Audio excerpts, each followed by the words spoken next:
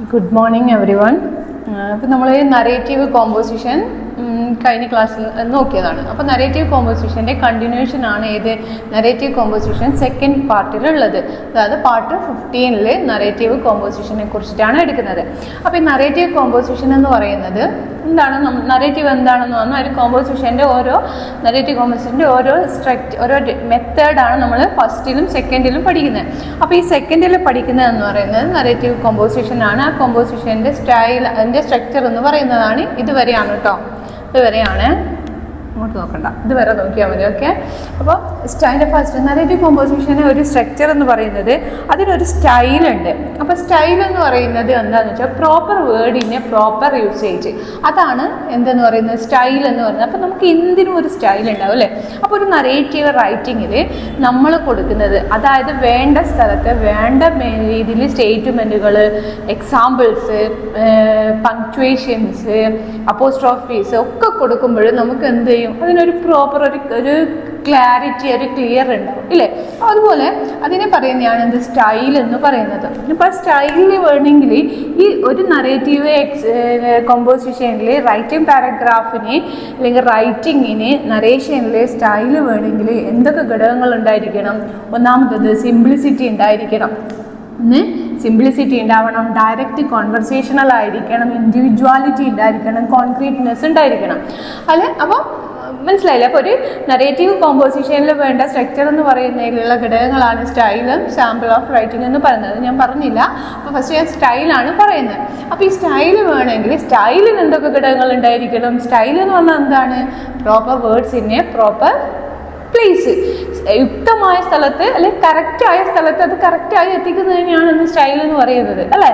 അപ്പോൾ അതിൽ first simplicity എന്ന് പറഞ്ഞാൽ നമുക്കെന്താ സിംപ്ലിസിറ്റി എന്ന് പറഞ്ഞാൽ എഫക്റ്റീവ്, കൺവിൻസിങ് ആവണം അല്ലേ. അതിനെയാണ് നമുക്കൊന്ന് കണ്ടാൽ ഒരു കൺവിൻസിങ് ആവുന്നതിനെയാണ് എന്തെന്ന് പറയുന്നത് ഈ കോമ്പോസിഷനിൽ സിംപ്ലിസിറ്റി എന്ന് പറയുന്നത്. അതായത് റൈറ്റിംഗ് കോമ്പോസിഷനിൽ അല്ലെങ്കിൽ നറേറ്റീവ് കോമ്പോസിഷനിൽ റൈറ്റിങ്ങിൽ എന്തുണ്ടായിരിക്കണം? സിംപ്ലിസിറ്റി ഉണ്ടായിരിക്കണം, അത് ക്ലിയർ ആയിരിക്കണം, എഫക്റ്റീവ് ആയിരിക്കണം, ആൻഡ് കൺവിൻസിങ് ചെയ്യാനും പറ്റണം. അതാണ് സിംപ്ലിസിറ്റി എന്നതുകൊണ്ട് ഉദ്ദേശിക്കുന്നത്.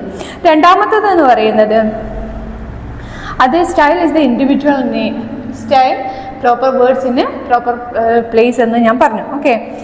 നെക്സ്റ്റ് എന്ന് പറയുന്നതാണ് സ്റ്റൈലിൽ സിംപ്ലിസിറ്റി എന്താണെന്ന് പറഞ്ഞു.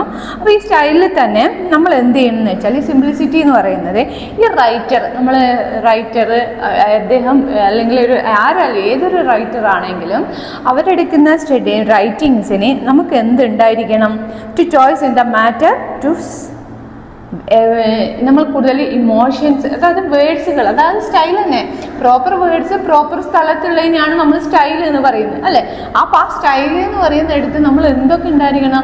ഇന്ന വേർഡ് ഇന്ന സ്ഥലത്തായിരിക്കണം, ഇത് പിന്നെ എക്സ്പീരിയൻസ്ഡ് ആയിട്ടുള്ള കാര്യങ്ങൾ, എക്സാമ്പിൾസ് പറയുമ്പോൾ അത് ഇന്ന സ്ഥലത്തുണ്ട്. അതൊക്കെ ചേരുമ്പോഴാണ് നമ്മളൊരു നല്ല റൈറ്റിംഗ് ഉണ്ടാവുക, അല്ലെങ്കിൽ റൈറ്റിംഗ് ഉണ്ടാവുക. ആ റൈറ്റിന് വേണ്ടിയുള്ള സിംപ്ലിസിറ്റി എന്ന് പറയുന്നത് simplicity to choose make effective ആയിരിക്കണം. ഓക്കെ. പിന്നെ അതുപോലെ തന്നെ ഈ സിംപ്ലിസിറ്റിയിൽ അതിൽ കൂടുതൽ നമ്മൾ ഇമാജിനേഷൻസ് വരുന്നുണ്ട്. അത് ഇമാജിനേഷൻസ് എന്ന് പറയുന്നത് എന്താണെന്ന് വെച്ചാൽ നമ്മളിപ്പോൾ ഒരു ഉദാഹരണം എന്ന് പറയുന്നത് വെച്ചാൽ ഇപ്പോൾ ഒരു സിംപ്ലിസിറ്റി ആയിട്ടുള്ള ഒരു കാര്യം നമ്മളിപ്പോൾ പറയുകയാണെന്ന് വെച്ചാൽ നമ്മളിപ്പോൾ ഇതിൽ നിന്നൊരു ഷോപ്പിൽ ചെന്നിട്ട് ഏതെങ്കിലും ഒരു നമ്മൾ സാധനം എടുക്കുകയാണെന്ന് വിചാരിക്കുക. സപ്പോസ് നിങ്ങളെ ഇതിൽ തന്നെ ഒരു എക്സാമ്പിൾ തന്നിട്ടുണ്ട്, ഒരു ജാറ് വാങ്ങിക്കുന്നു വെച്ചാൽ ആ ജാറിൻ്റെ കവറിങ് എന്ന് പറയുന്നത് ഒരു ജാറ്, അതിൻ്റെ മുകളിൽ ഒരു ജാറ്, അതിൻ്റെ മുകളിലൊരു കവറിങ്, അതിന് മുകളിലൊരു കവറിങ്, ഇതിനൊരു മുകളിൽ കവറിങ്. പക്ഷെ ഇതിൻ്റെ ഒന്നും ആവശ്യം ഇതിനില്ല. ഇതിന് നല്ലൊരു ഇതെന്ന് പറയുന്നത് ഇത് മാത്രം മതി, 2 കണ്ടന്റ് മാത്രമേ. പക്ഷെ ഇതൊക്കെയെന്ന് പറയുന്നത് അനാവശ്യമായിട്ടുള്ളതാണ്. അതുപോലെ തന്നെ റൈറ്റിങ്ങിലും അനാവശ്യമായിട്ടുള്ള വേർഡ്സുകൾ, ഇമോഷൻസൊക്കെ ഒഴിവാക്കി അതിന് ആപ്റ്റായതിനെ മാത്രം തിരഞ്ഞെടുക്കുന്നതാണ് എന്തെന്ന് പറയുന്നത് സിംപ്ലിസിറ്റി എന്ന് പറയുന്നത്. നെക്സ്റ്റ് ഡയറക്റ്റ് കോൺവെർസേഷണൽ സ്റ്റൈലാണ്. ഡയറക്റ്റ് കോൺവെർസേഷണൽ സ്റ്റൈൽ എന്ന് പറയുന്നത് റൈറ്റർ ഡയറക്റ്റ്ലി ആരുമായിട്ട് റീഡറുമായിട്ട് എന്ത് ചെയ്യണം? Directly try to present point of view. Direct to present ആര് ചെയ്യണം? റീഡർ അന്നന്നത്തെ കാര്യങ്ങളെ ഡയറക്റ്റുമായി കോണ്ടാക്ട് ചെയ്യുന്ന തരത്തിലുള്ള റൈറ്റിംഗ് ആയിരിക്കണം ആര് ചെയ്യേണ്ടത്? റൈറ്റേഴ്സ് ചെയ്യേണ്ടത്. Writer direct try to present view of അന്നന്നത്തെ വിഷയങ്ങളുമായിട്ട് അപ്ഡേറ്റ് ആവുന്ന കാര്യങ്ങളായിരിക്കണം ഡയറക്റ്റ് കോൺവെർസേഷനിൽ ചെയ്യേണ്ടത്. നെക്സ്റ്റ് വൺ എന്ന് പറയുന്നത് ഇൻഡിവിജ്വാലിറ്റി എന്താണെന്ന് പറഞ്ഞപ്പോൾ നമ്മളൊരു പേഴ്സണെ വെച്ച് എടുക്കുമ്പോൾ ആ പേഴ്സൺസിൻ്റെ ഇതിൽ ഇൻഡിവിജ്വൽസിന് അതിൻ്റേതായ പ്രാധാന്യം നൽകിക്കൊണ്ട് അവരുടെ ഇമോഷൻസിന് അവരുടേതായ പ്രാധാന്യം നൽകിക്കൊണ്ട് വേണം നമ്മൾ അത് ചെയ്യേണ്ടത്. അതാണ് ഇൻഡിവിജ്വാലിറ്റി എന്ന് പറയുന്നത്. കോൺക്രീറ്റ്നെസ് എന്ന് പറഞ്ഞാൽ അതിൻ്റെ ബേസ്മെൻ്റ് ആണ്. നമ്മളൊരു റൈറ്റിംഗ് എടുക്കുമ്പോൾ അതിന് ബേസ്മെൻ്റ് എന്ന് പറയുന്നത് അതാണ് അതിൻ്റെ എപ്പോഴുള്ള അതിൻ്റെ സ്റ്റെബിലിറ്റി എന്ന് പറയുന്നത്. അപ്പോൾ എല്ലാ ഘടകങ്ങളും ഇതൊക്കെ ഉൾക്കൊള്ളുമ്പോൾ നമുക്ക് എന്ത് കിട്ടും? ആ റൈറ്റിങ്ങിന് നല്ലൊരു ബേസ്മെൻറ്റ് കിട്ടും. അതാണ് എന്തെന്ന് പറയുന്നത്? കോൺക്രീറ്റ്നെസ് എന്ന് പറയുന്നത്. അപ്പോൾ സ്റ്റൈലിൽ വരുന്ന ഘടകങ്ങളാണ് ഇത് മൂന്നും: simplicity, direct conversational, individuality, concreteness. അതൊക്കെ ജസ്റ്റ് ഒന്ന് നോക്കിയാൽ മതി. ഇതിൽ വരുന്ന രണ്ടാമത്തെ കാര്യമാണ് ഏത്? Samples of writing. ഇതും എന്തായിരിക്കണം? എഫക്റ്റീവ് ആയിരിക്കണം. എഫക്റ്റീവ് ആയതും നമുക്ക് റീഡേഴ്സിനെ കൺവിൻസ് ചെയ്യിക്കാനും പറ്റുന്ന തരത്തിലുള്ള റൈറ്റിംഗ് ആയിരിക്കണം ഇതിൽ നടത്തേണ്ടത്. സാമ്പിൾ ഓഫ് റൈറ്റിങ്സിൽ അതാണ് അത് പറയുന്നത്. സാമ്പിൾസ് ഓഫ് റൈറ്റിങ്സിൽ ഇതിൻ്റെ എക്സസൈസ് ഉണ്ട്, അത് നോക്കാം നമുക്ക് കേട്ടോ. Effective and convincing. അപ്പോൾ നറേറ്റീവ് കോമ്പോസിഷൻ എന്ന് പറയുന്നത് എന്താണ്? നറേറ്റീവ് കോമ്പോസിഷൻ എന്ന് പറയുന്നതിലുള്ള സ്ട്രക്ചറാണ് സ്റ്റൈലും സാമ്പിൾ ഓഫ് റൈറ്റിങ്ങും. അത് style, simplicity, direct conversational, individuality, concrete എന്നീ ഘടകങ്ങളുണ്ടായിരിക്കണം. സാമ്പിൾ ഓഫ് റൈറ്റിങ്ങിൽ എഫക്റ്റീവും കൺവിൻസിങ്ങും ആയിരിക്കുന്ന തരത്തിലായിരിക്കണം. സ്റ്റൈൽ എന്ന് പറയുന്നത് proper word in a proper place, അതായത് ഇമോഷൻസ് ഏതാണോ അതൊക്കെ ചെയ്യേണ്ടിടത്തൊക്കെ ചെയ്യുന്ന തരത്തിലുള്ള സ്റ്റൈൽ വരും. അതാണ് എന്ത്? സ്റ്റൈൽ എന്ന് പറയുന്നത്.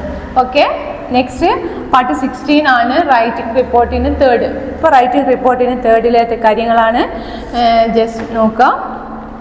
അപ്പോൾ റൈറ്റിംഗ് റിപ്പോർട്ടിംഗ് ഇൻ്റർവ്യൂ ഇതിൽ നമ്മൾ നോക്കുന്നതെന്ന് വെച്ചാൽ ഡിഫറെൻറ്റ് ടൈപ്സ് ഓഫ് ഇൻ്റർവ്യൂസ് ആണ് നമ്മളിതിൽ നോക്കുന്നത്. അപ്പോൾ different stages of conducting an interview. അപ്പോൾ ഇതിൽ റൈറ്റിംഗ് റിപ്പോർട്ടിൽ interviews, reporting an interview, punctuations and work study, അത്രയും കാര്യങ്ങളാണ് നോക്കുന്നത്. അപ്പോൾ ഇൻ്റർവ്യൂസ് ആണ് പേഴ്സണൽ. നമ്മളിപ്പോൾ ഇൻ്റർവ്യൂ എന്ന് പറയുന്നത് എന്താണ്? നമ്മളിപ്പോൾ ഒരു സ്ഥാപനത്തിൽ നമുക്കൊരു ജോലി നിയമനം നടക്കണമെങ്കിൽ നമ്മൾ ഏതൊരു സ്ഥാപനം എന്ത് ചെയ്യും?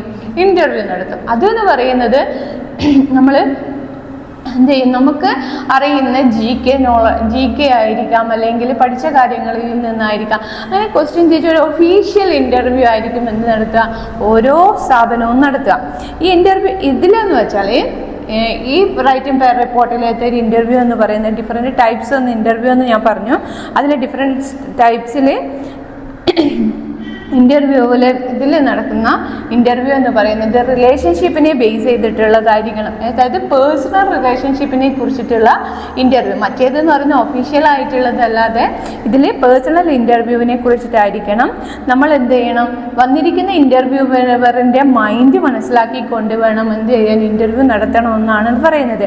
അതായത് പേഴ്സണലി ഇൻ്റർവ്യൂഡാണ് ഏതിൽ? റൈറ്റിംഗ് റിപ്പോർട്ടിലെ ഇൻ്റർവ്യൂവിൻ്റെ മെത്തേഡ് എന്ന് പറയുന്നത്. ഇതിൽ ഡിഫറെൻറ്റ് സ്റ്റേജസ് ഓഫ് മെത്തേഡ് എന്നുണ്ടെന്ന് പറഞ്ഞു. അപ്പോൾ അതിൽ ഫസ്റ്റ് വൺ ഒരു സ്റ്റേജ് എന്ന് പറയുന്നത് സ്റ്റേജ് 1 ആണ്. സ്റ്റേജ് 1 അതിൽ ഇൻ്റർവ്യൂവിൽ ഡിഫറെൻറ്റ് സ്റ്റേജസ് കണ്ടക്ടിങ് ഇൻ്റർവ്യൂസ്. അതാണ് ഇത്. ആ ഡിഫറെൻറ്റ് സ്റ്റേജസ് കണ്ടക്ടിങ് ഇൻ്റർവ്യൂവിൽ ഫസ്റ്റ് വൺ എന്ന് പറയുന്നത് റിപ്പോർട്ടിംഗ് ആണ്. നമ്മൾ പറഞ്ഞത് ഏതാണ്? നമ്മളിപ്പോൾ ഒരു ഇൻ്റർവ്യൂ നടത്തുന്നുണ്ടെങ്കിൽ അത് പേഴ്സണലി ആയിട്ടുള്ള ഇത് വെച്ചിട്ട് കൂടുതൽ അവരെ മനസ്സിലാക്കിക്കൊണ്ട് ക്വസ്റ്റ്യനെയറുകൾ ചോദിക്കുക, അങ്ങനെയുള്ള കാര്യങ്ങളാണ് ഏത് പറയുന്നത്? ഈ സ്റ്റേജ് 1 പറയുന്ന റിപ്പോർട്ടിംഗ് സ്റ്റേജിൽ.